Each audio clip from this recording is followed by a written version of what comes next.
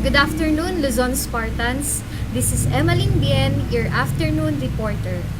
Today is July 29, 2016 at ito na po ang huling araw ng buwan ng Hulyo.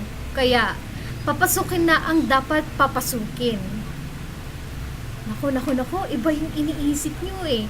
Kailangan papasukin kung anong dapat papasukin ngayong buwan na to. At yun po ay ang mga payments at curing. To give you an update, nagkaroon po kami ng projection ng 350,000 with 8 cured. And ito po ang resulta. Ang actual namin for today is 470,779 pesos with 14 cured, 5 partial payments, and 3 performing loans. At ang projection naman po namin within the month of July is 6 million with 162 cured. But unfortunately, nagkaroon lamang po kami ng 4,842,121 pesos with 119 cured.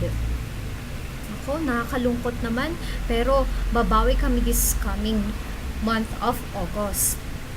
Well, para pampa good vibes naman, bibigyan ko muna kayo ng trivia. So, ang trivia namin for today ay patungkol sa pagbahing o sneeze. Alam nyo ba na ang pagbahing o sneeze ay isa sa defense mechanism ng isang tao? Sa foreign invaders at para protektahan ang lungs at iba pang organs for contamination. At ang medical term naman dito ay sternutation. Ayon sa mga researchers, ang pagbahing ay parang computer na kailangan ding ma-reboot.